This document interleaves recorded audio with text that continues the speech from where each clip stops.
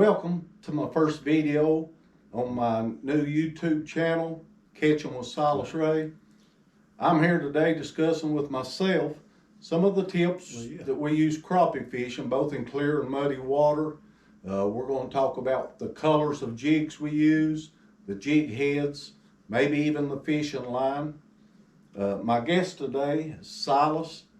He's a great friend, a super good fisherman. I've been with him in about every one of my outdoor adventures. Well, Silas Ray, first of all, let me say that on the colors of rubber jigs, I think there's way too many colors out there that's just invented to catch fishermen, not the fish. I don't think we need 40 different colors of jigs in our boat to be able to catch fish. I like 5-6 different colors. Is what I keep with me all the time.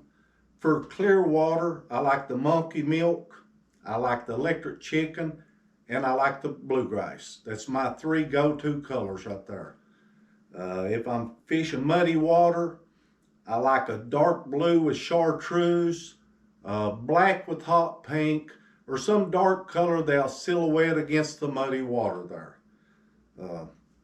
If I'm fishing treetops and brush, I stick with something like the baby shad. It's just a small rubber jig. If I'm trolling, every time I'll go with the stroller. If I'm using artificial bait to troll, it's a stroller. I like that tail action. It just seems to work real good for me. Now on jig heads, I like the 1/32 if I'm shooting docks. You don't want something heavy that's going to sink quick, so you want a lighter jig that'll sink slow.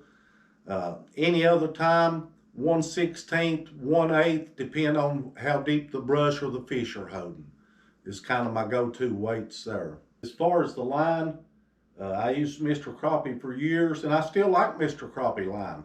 But here lately, I've been using Vicious. It seems like it ain't got the memory in it, if you know what I mean. It's a more limber line, don't have the memory, so I've been using Vicious.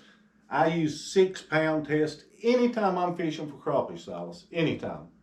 Now, bluegill shell cracker, I'll drop down to 4-pound test.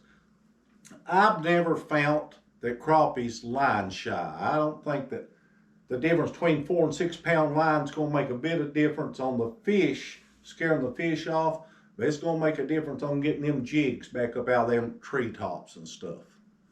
But that's pretty well the run of the mill for it, folks. I hope it's helped you in some way there. Well, Silas, thanks for all the tips. It's been a real pleasure being here with somebody of your caliber. You know, I've learned a lot myself, and I'm sure the viewing crowd out there has too. I just hope we get a chance here pretty soon to go again together. Well, Silas, you know, you're welcome. I was glad to come today, and I hope in some way it's helped the folks out there. And I'm sure we'll be going, like you said, we'll be going real soon.